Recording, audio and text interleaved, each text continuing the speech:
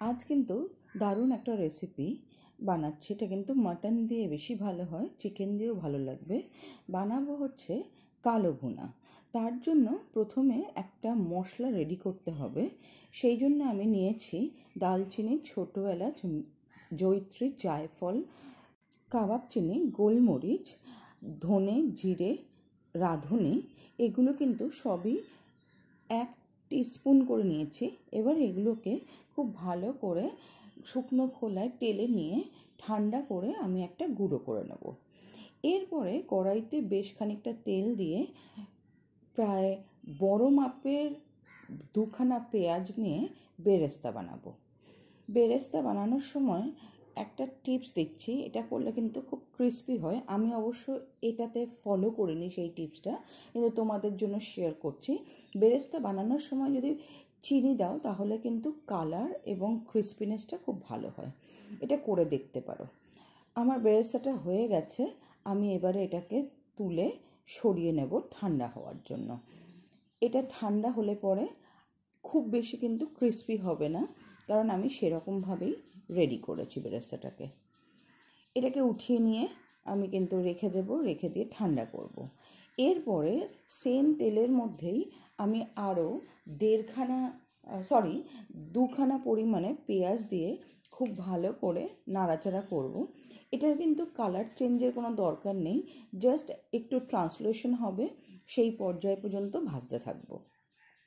ভেজে নেওয়ার পরে এর মধ্যে অ্যাড করব নুন, হলুদ আর আদা, রসুন, কাঁচা লঙ্কার পেস্ট।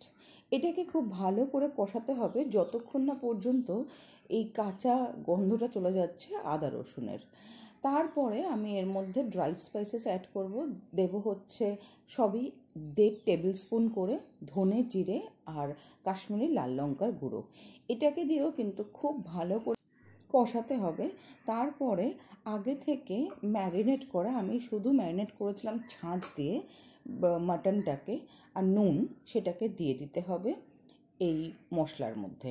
এটা চাইলে পরে ম্যারিনেট করা যায়, এছাড়া নর্মালি করে হচ্ছে এমনি মাটনটাকে দিয়ে দেয়।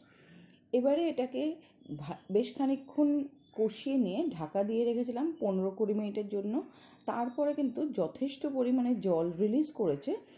এবারে আমি এটাকে খুব ভালো করে কষিয়ে নিয়ে জলটাকে শুকনো করে নেব। শুকনো করে নেওয়ার পরে আমি এবারে প্রেশার করে নিয়েছিলাম। এখানে প্রায় আমি দিয়েছি 3টে সিটি। এখানে আমাকে প্রায় 80% মতন সেদ্ধ করে নিতে হবে। যখন 80% মতন সেদ্ধ হয়ে গেছে, আমি এবার এটাকে কড়াইতে ট্রান্সফার করে আগে থেকে তৈরি করা বেরেস্তাটাকে দিয়ে খুব ভালো করে কিন্তু কষাচ্ছি, আর অল্প একটু লেবুর রস অ্যাড করছি। লেবুর রসটা অ্যাড করলে পরে কালারটা কিন্তু ভালো আসবে।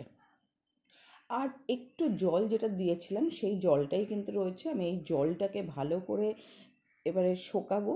আর আগে থেকে যে তৈরি করেছিলাম মশলাটা, গুঁড়ো করে রেখেছিলাম, সেই মশলাটাকে দিয়ে এবারে শুধুমাত্র কষাতে হবে। আর জলটাকে একেবারে রিডিউস করে নিতে হবে। রিডিউস করলে পরেই আস্তে আস্তে কিন্তু এই কালারটা চেঞ্জ হতে থাকবে। যত মশলাটা কষবে তত কিন্তু কালার চেঞ্জ হবে, আর ততই কিন্তু স্বাদে আর গন্ধে পুরো মাংসটা অন্যরকম একটা ফ্লেভার আসবে। আর বেরেস্তাটা দেওয়ার কারণ হচ্ছে মাংসর কিন্তু ফ্লেভার একদম অন্যরকম হয়। এটা কিন্তু অবশ্যই ট্রাই করে দেখবে। এটা ভাতের সাথে ভালো লাগবে, পোলাও, পরোটা, নান সব কিছুর সাথেই কিন্তু অসাধারণ লাগে। আর এই পর্যায়ে কিন্তু আমি ফ্লেমটাকে মোরাললেস হাই রেখেছিলাম। যখন লেগে লেগে আসছিল তখন ফ্লেমটাকে কমিয়ে কয়েকটা কাঁচা লঙ্কা গোটা দিয়ে আমি এবারে এটাকে আবারও নাড়তে থাকবো। এই পর্যায়ে কিন্তু প্রায় নাড়া বন্ধ করলে চলবে না, কারণ লেগে যাওয়ার চান্সেসটা ম্যাক্সিমাম থাকে। তো সেই জন্য এই পর্যায়ে কিন্তু প্রচুর পরিমাণে নেড়ে যেতে হবে।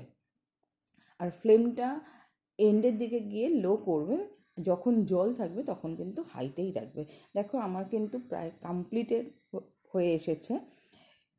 কালার কিন্তু চেঞ্জ হয়ে এসেছে, তেল রিলিজ করতে শুরু করে দিয়েছে। এই পর্যায়ে আমি এবারে আরও 1-2 বার নাড়ব। এটা কিন্তু অবশ্যই রেকমেন্ডেড যে তোমরা এটা করে খেও।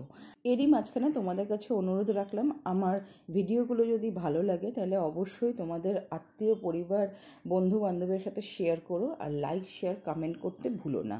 আর অবশ্যই কমেন্ট করে জানিও তোমাদের এই রেসিপিটা কেমন লাগছে। তোমাদের এই কমেন্ট করে জানানোর জন্য ওয়েট করে থাকবো। আর আমার কিন্তু রান্না প্রায় শেষের পর্যায়ে, আমি এবারে এটাকে গ্যাস বন্ধ করে রেস্টিং টাইম দেব 10-15 মিনিটের জন্য, তারপরে এটাকে সার্ভ করব। কালারটা দেখেছো কি দারুণ এসছে। এবারে শুধু আমি সার্ভ করব। আর এটা কিন্তু খেতে অসাধারণ হয়েছিল, যতক্ষণ না বানিয়ে খাবে ততক্ষণ বুঝতে পারবে না এটা কি অসাধারণ খেতে।